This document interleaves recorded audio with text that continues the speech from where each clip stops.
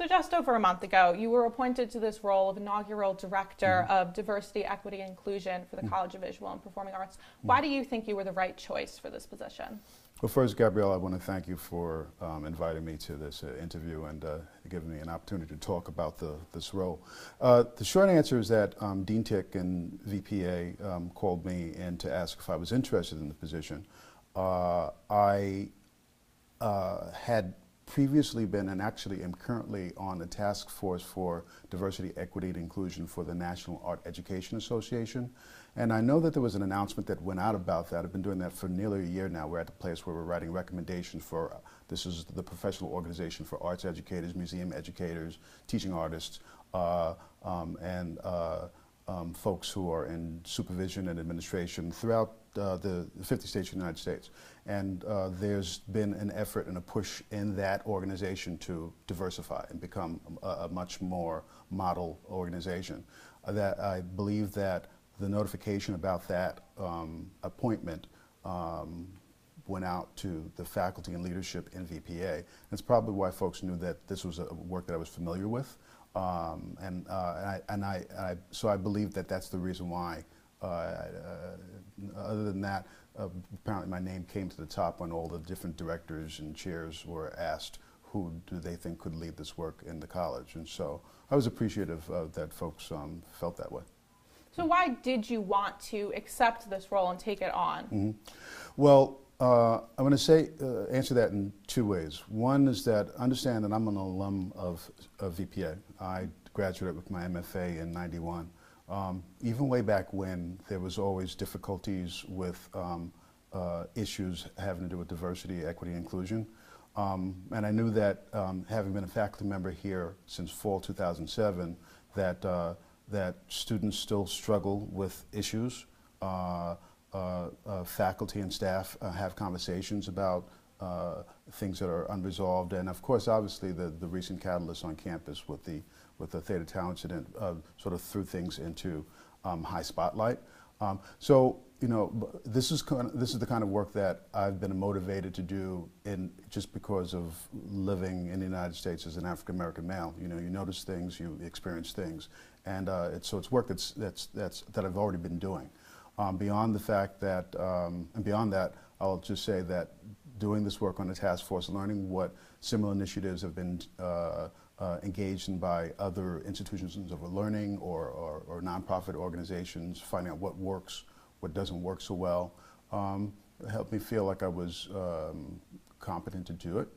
So for those reasons, and also because I was sort of given the free avenue to create create initiatives and to do this and build it in a way that seemed fit. For those reasons, I was able to say yes to it. You mentioned that back when you were a student and even in recent years, you've seen a variety of issues in these areas of diversity, equity, and inclusion. What are some of these issues that you think need to be improved upon? Well, one of the things that one has to, at least the way I frame it, the way I see it, there are at least three areas that you sort of have to focus on, and oftentimes there's a lax focus on these areas. One having to do with readiness, preparing those who might be the new bench, so to speak, of students or faculty or staff coming into an organization. So readiness, recruitment, which oftentimes requires having some role models that are there at the institution, and if you don't have that built up, then it becomes difficult to recruit folks who feel like this is a place where they're going to be able to thrive. And then retention, right? The idea that even once students who are coming from a diverse background, sometimes with different kinds of access to the wealth of funds in order to be able to stay in school, it becomes difficult to even after you've been accepted, to stay, right, and to be able to afford to stay.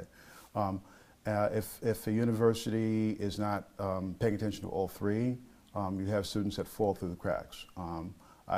Even from back when I was a student, I had friends who came in and were excited to be here, but after about a year or two, either because they couldn't, you know, they were gone, either because they couldn't afford to stay, or because they felt or they experienced microaggressions or the kinds of slights that oftentimes happen when folks aren't thinking about difference and the fact that you have to make accommodations for differences.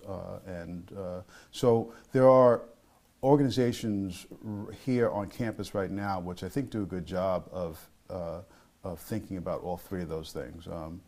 I want to say that there's a group on campus called Posse that I actually participated in as a mentor last year. For the first time, I went to their Posse Plus retreat. We had a chance to meet students, one of whom is now the Student Government Association president. I got a chance to meet some students where this particular program does a good job of helping students feel like they have peer support, faculty support, mentorship, and also the financial support in order to be able to stay at SU, which is getting increasingly expensive. So now that you've identified these kind of three areas where you see there needs to be improvement, what initiatives or programs are you working on to combat that? Well, one of the things that I'm very careful about in terms of this kind of work is moving to a place too quickly where top-down initiatives are being funneled down to sort of this, we're going to do this, we're going to do that, without having a real sense about what the needs are. So I've been going about it sort of in an opposite way, or at least trying to meet bring two ends together.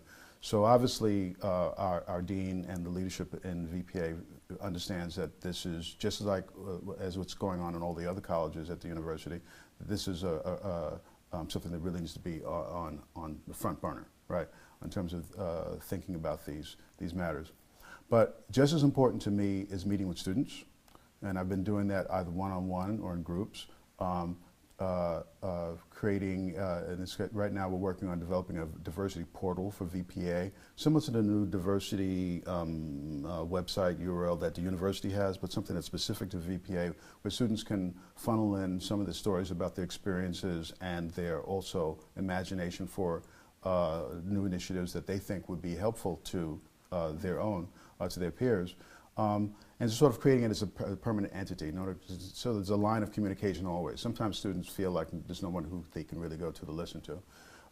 So I've actually been pushing into, I have a meeting actually right after this with CRS faculty to sort of talk about diversity initiatives. I'm trying to find out and identify ultimately a advisory council, I don't know what to call it yet, advisory council or task force or collective that spans across all the 6 departments in VPA, where we have representatives from faculty, students, and staff to find out what are the needs, what are the common needs, because oftentimes you know, if you start an initiative and it actually bridges the needs that are in multiple departments, then that's the way to go, right? But if you don't know unless you know that the needs are similar and that certain initiatives will work in multiple places, because every department has its own culture, right? So I'm in a fact-finding mode right now, data gathering in terms of what, before I propose initiatives, because there are certain things that work well and certain things that don't work well, but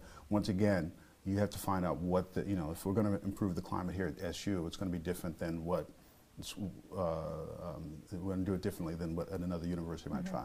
Right. Also, the other thing I'll say real quickly is that I'm also looking for funding from outside external agencies in order to fund some of these initiatives that I have that are baking. Right. Let's put it this way: I don't do anything half-baked. Right. So, as I'm gathering data, I'm also looking for how we're going to be able to make some of these initiatives happen. So I'm trying to meet both ends at the same time. Okay, great. And so you're one of the few who have been appointed to different colleges. Not every college has had one appointed yet.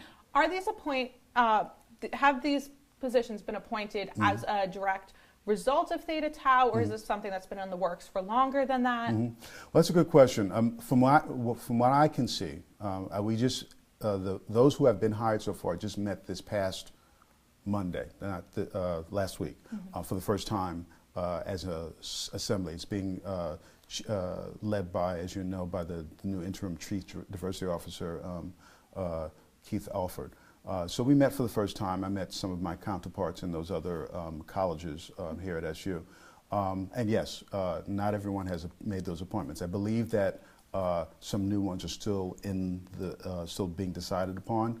But based on what I've seen, no one is in that point person role prior to the start of this academic year. Some of it started happening at the end of the summer in terms of the hirings or appointments.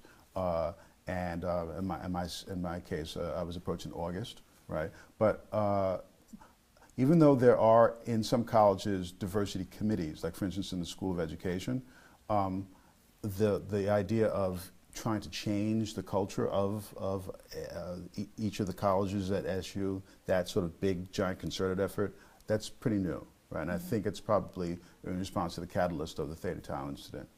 Okay.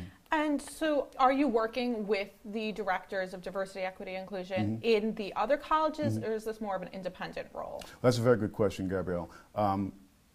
One of the things that Keith Alford was very, and we're all in agreement about this, very cautious about is to make sure that we are coordinated.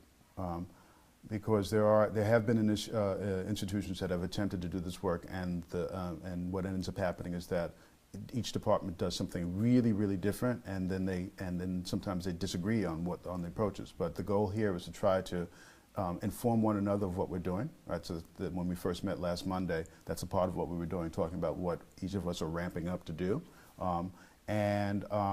and to try to stay as coordinated as possible, so it doesn't, so we are all on the same page. So finally, what are your hopes in terms of diversity, equity, and inclusion for the future of Syracuse University? Well, I believe that, and this goes towards a concern as the university continues to change and tuition continues to rise. I want to I would love to see that this university doesn't lose sight of all the different groups that want to study here, and to make sure that we don't lose groups, that folks don't lose access to coming to the university just because it's becoming more expensive. So I'm hoping to see everything from portfolio prep initiatives in different colleges of VPA that help students to understand that it's possible for them to go to college, help them to prepare the portfolios to come to different campus programs, degree programs. I'm hoping to see more grad students and undergrad students staying engaged in that kind of work. I'm a product of that myself. When I did my BFA at a small school called the Cooper Union in New York City, I was involved with a portfolio preparation program some of those students came to the Cooper Union, some of them went to other schools of art, but the point is that they were prepared and they had role models like myself to sort of point the way and say that you can do this too. I'm hoping most importantly that what changes happen at SU, in order for climatic change to happen, you have to have a lot of folks doing things. In the same way that climate change can be a product of lots of people doing small things that are negative to the environment, you need to have lots of people doing small things that are positive to the environment in order to affect climate change for the whole university or for a whole college. So I want everyone to understand that this is a common work. Everybody knows how to do this. We know what diversity and equity and making sure and looking out for one another feels like, because we learned this when we were in kindergarten at the playground, right? This is something that is not dependent on chairs and deans to do. This is something that we have to look out for one another. So I want to see this to be a common conversation, and folks feeling at all quarters feeling that they can contribute to the work.